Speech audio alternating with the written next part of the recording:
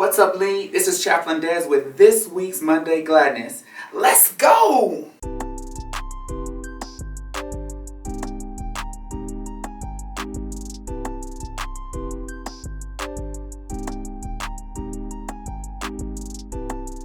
Some of the best goals in life will happen when we learn the key to endurance is pacing yourself.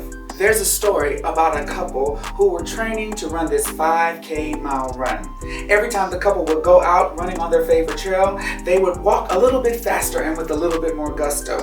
One day, half a mile into it, a young lady passed them sprinting super fast. The man thought to himself, man, she must be in a hurry trying to get somewhere because no sane person would run that fast. But when she ran by him, it engaged his competitive spirit. So he said, all right, honey, we've got to move a little bit faster. And so they started walking down their favorite trail just a tad bit faster. And while they were walking, they are met with this young lady who passes them again. He thought, you've got to be kidding me. Not only has she lapped me once, but she's lapped me twice. At this point, he begins to drag his wife behind him in hopes that they would finish the race first. They were almost towards the end and the man was feeling really good about himself when all of a sudden this young lady passes him for a third time. This just made him mad. He threw his water bottle down and screamed, "This is ridiculous."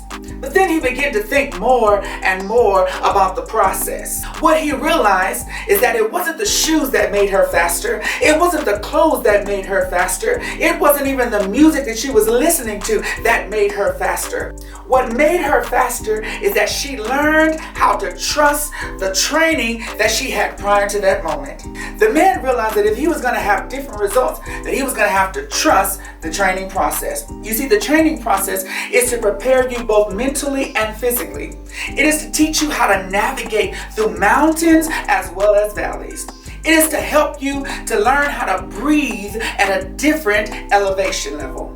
May I encourage you by telling you this, that in this race called life, you don't have to be the fastest, you've just got to keep on going. And in order for you to keep on going, you got to learn how to pace yourself. And when you're being pulled in every direction, but the direction you need to be going, take a deep breath and pace yourself.